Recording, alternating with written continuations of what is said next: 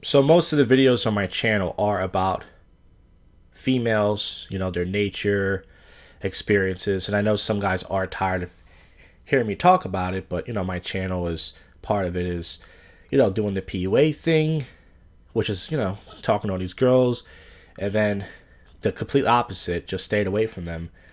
But let's go to a different subject. Let's talk about friendship. I actually don't really have much friends in my life either, and I'm 32 years old. And the funny thing is, I actually don't really care. In my 20s, it was the opposite. I was going on Craigslist. I was posted a shitload of ads on there. I tried Meetup.com. I tried to be friends with these crazy, goofy wingmen, open mic comedians. And I realized that most people aren't going to want to be your friend in life unless you have value. Kind of similar to girls. I mean, girls aren't going to hang out with you unless they're getting something out of it, whether it's money or your looks or something. So, not to give you my whole life story, but when I was a kid, I remember I thought I was actually kind of cool because all the kids were coming over my house, and I lived like in the ghetto, lived near the projects. I slept in the same bed as my mom, my dad, and my brother until I was like almost 14. And it was like this little shack house, and it was like dirty. It was like roaches and everything. But I had all these kids. I went to like a black school, a black elementary school, and a black middle school for like 6th and 7th grade before we moved around here to Whitey Hood, more the Northeast. And I remember all these kids would come over to play with me. So I thought I was likable, but you know what? I wasn't. My parents bought me a lot of Sega Genesis games. You guys remember the Sega Genesis? Well, you should. So I had all these kids coming over to play Sega Genesis, and I realized years later, oh, those kids didn't like me. They didn't give a damn about me. They wanted to play the new Mortal Kombat game, the new basketball game, the new wrestling game. And it was like that for a while. Then, when we moved out of the neighborhood, when I was 14, I was in 8th grade. I actually failed the grade. That's why I was 14 in 8th grade, pretty old. I made some friends around here. All the kids that I was friends with were pretty much other kids like me that just moved and didn't know anybody. When I went to high school, I think one of those kids stopped talking to me. The other two were in my high school as well. I thought they were my friends for all 4 years, and it turns out we hung out outside of school, but after high school, like, they didn't want to hang out with me at all. And I remember I got rid of, like, all of them. I would delete them. They would message me. One particular kid that stood out, no point getting out his name, it doesn't even matter.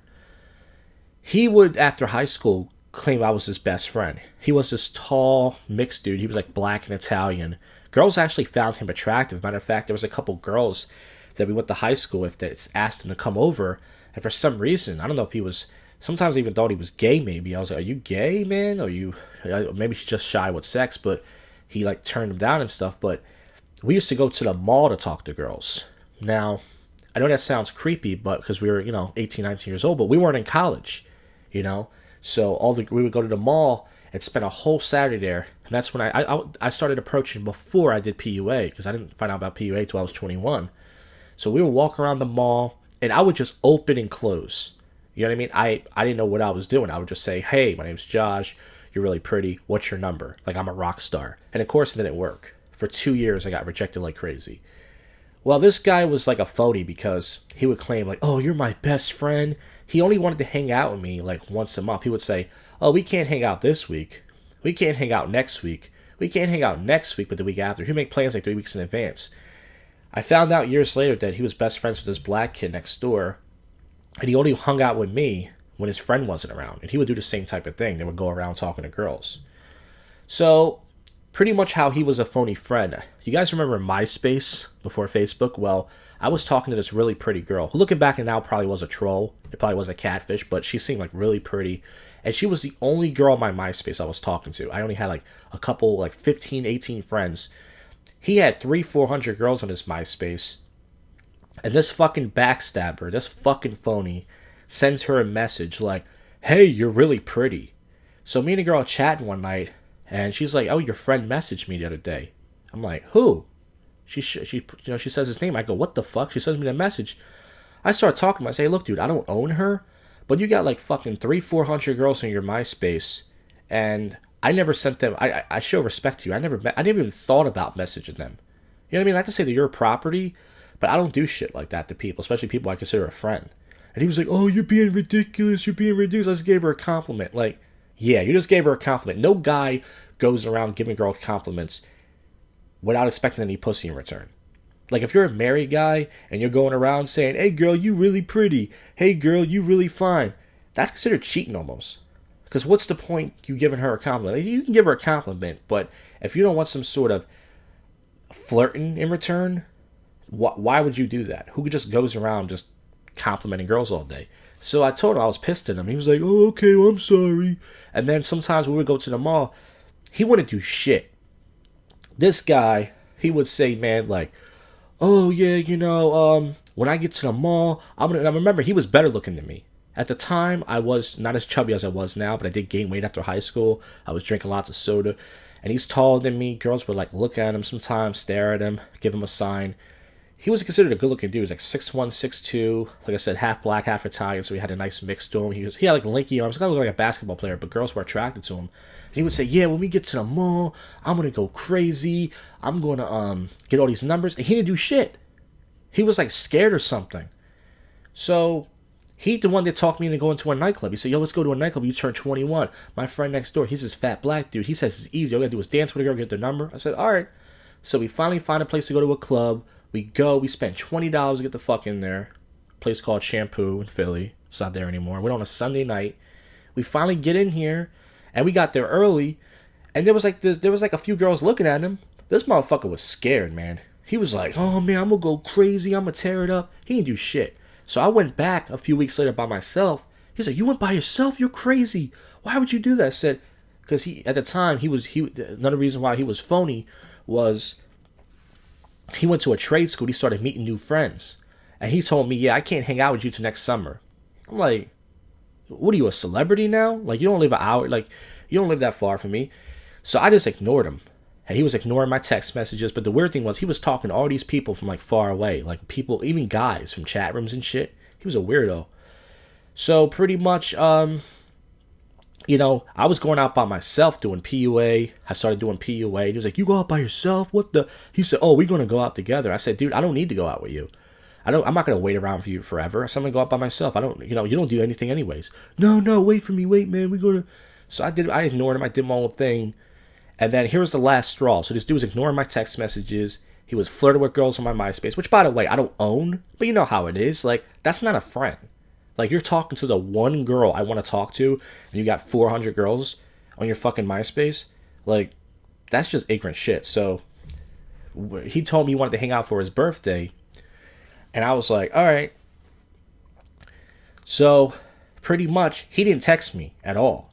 But he had enough time to go on MySpace, update his profile, update his picture, and he posted some stupid bulletin like, people are so dumb. I went to a Rite Aid and asked the person for some paper, and they said printing paper? Like something stupid. So I got pissed at him. I deleted him off my MySpace. I was like, I'm done with this dude. He's a phony.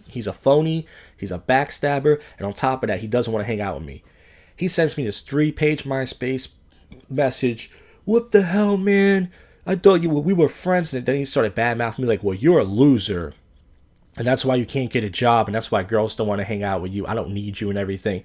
And I was like, all right, dude. I was like, I've been going out by myself. And I do way more than your corny ass. You must be gay. Because you have girls asking you to come over to your house. And you won't even fuck them. I was like, you must be gay. I don't believe you like girls. And he was like, well, you're the one that's gay. We went at it. So long story short, he tried to add me.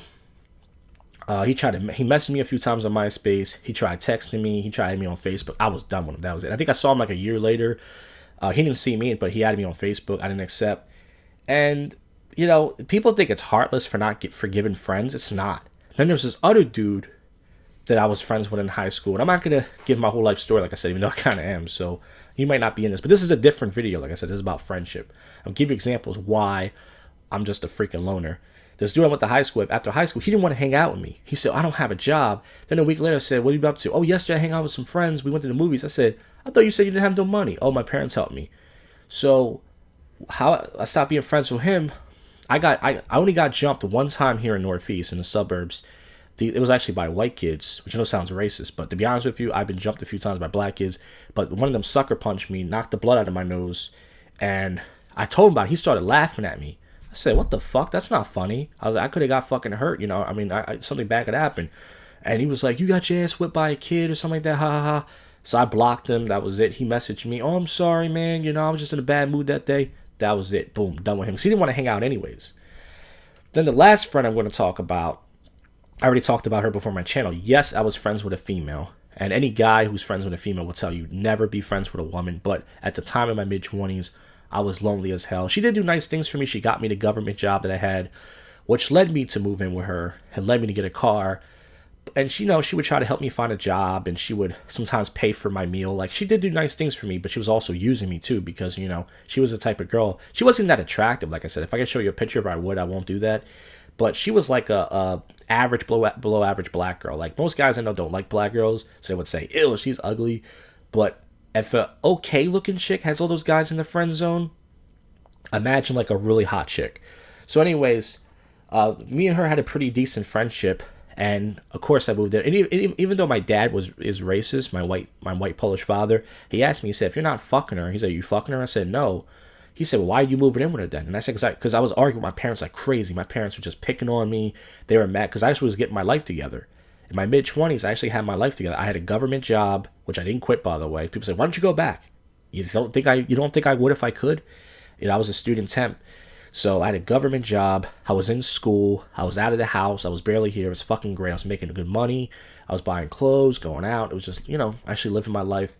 Best part of my life probably was my mid-20s, from, 25 to like 28 probably. And I made a mistake of moving in with her because I asked like 8 people. I said, "I want to get out of my parents' house." I asked comedians. I asked other people. She was the only person that took me up on the offer. And she told me she was going to have guys over, but I didn't know it was going to be a fucking whorehouse. Like guys over, using my shower. Then one of these dudes she would bring over would disrespect me and shit, say shit in the other room. I felt like a caged animal. She made me put my computer in the living room, this very computer I'm on now, and shit like that. So for 3.5 months, I couldn't stand the bitch. So pretty much I said to myself, well, I got no choice. I had to break my lease. This was all a waste of time and money, and I'm never going to forgive her. And one night she was disrespecting me. I texted her while she was hanging out with this guy, because she had all guy friends. And I said, "Look, I have to get up for work. It's almost midnight. Can you please just wrap it up? I mean, like, can you at least go over his place or something? I have work in the morning." She got an attitude. I heard in the other room, "He texted me. He told me this and that," disrespecting me at my own fucking place. I'm paying rent to live here.